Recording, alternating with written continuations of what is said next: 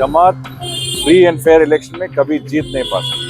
বাংলাদেশে সুষ্ঠু ও অবাধ নির্বাচন অনুষ্ঠিত হলে জামায়াতে ইসলাম কখনোই ক্ষমতায় আসতে পারবে না বলে মন্তব্য করেছেন ভারতের রাজ্যসভার বিজেপি সদস্য ও সাবেক পররাষ্ট্র সচিব হর্ষবর্ধন শ্রীংলা। তিনি বলেন, বাংলাদেশের রাজনৈতিক ইতিহাসে জামায়াতের জনসমর্থন খুবই সীমিত এবং স্বচ্ছ নির্বাচনে দলটির জয়ের কোনো বাস্তব সম্ভাবনা নেই। 7% से ज्यादा कभी वोट नहीं दिया, उनका पॉपुलर सपोर्ट नहीं है।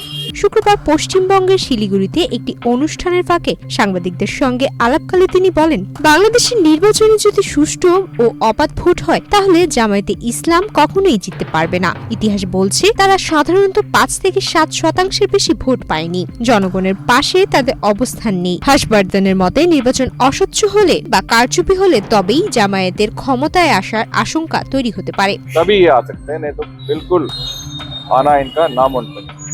এক্সট্রিম মশার কয়েল প্ল্যান্ট ফাইবার দিয়ে তৈরি, তাই সহজে ভাঙে না, সুগন্ধিযুক্ত ও নিরবিচ্ছিন্নভাবে জ্বলে। ডেঙ্গু, চিকুনগুনিয়া বাহি সহ যে কোনো মশার বিরুদ্ধে দেয় এক্সট্রিম সুরক্ষা। বাংলাদেশের আসন্ন নির্বাচন প্রসঙ্গে তিনি বলেন, ভারত সরকারের অবস্থান স্পষ্ট। বাংলাদেশে একটি অংশগ্রহণমূলক সুষ্ঠু ও অবাধ নির্বাচন দেখতে চায় ভারত। তবে বর্তমান পরিস্থিতিতে সেই পরিবেশ এখনো দৃশ্যমান নয়। নির্বাচন আদৌ অনুষ্ঠিত হবে কিনা এবং হলে কোন পরিস্থিতিতে হবে তা নিয়েও অনিশ্চয়তা রয়েছে বলে মন্তব্য করেন তিনি।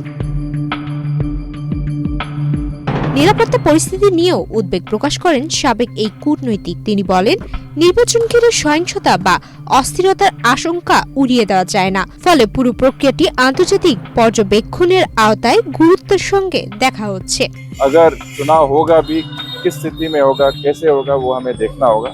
এদিকে ভারতের মাটিতে টি-20 বিশ্বকাপে বাংলাদেশের না খেলা নিয়ে সমালোচনা করেন হর্ষবর্ধন। তিনি বলেন, এটি বাংলাদেশের জন্য একটি ভুল সিদ্ধান্ত। তার ভাষায়, বাংলাদেশের বর্তমান সরকার একটি অন্তর্বর্তী সরকার, যারা জনগণের ভোটে নির্বাচিত নন। এই অবস্থায় খেলার মতো গুরুত্বপূর্ণ বিষয়ে এমন সিদ্ধান্ত নেওয়া ঠিক হয়নি।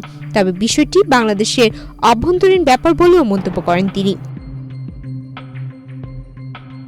বাংলাদেশের রাজনীতি ও নির্বাচন নিয়ে হর্ষবর্ধন এই মন্তব্য দক্ষিণ এশিয়ার কূটনীতিকদের অঙ্গনে নতুন করে আলোচনার সৃষ্টি করেছে। সোমায়া মিতু, বাংলাদেশ প্রতিদিন।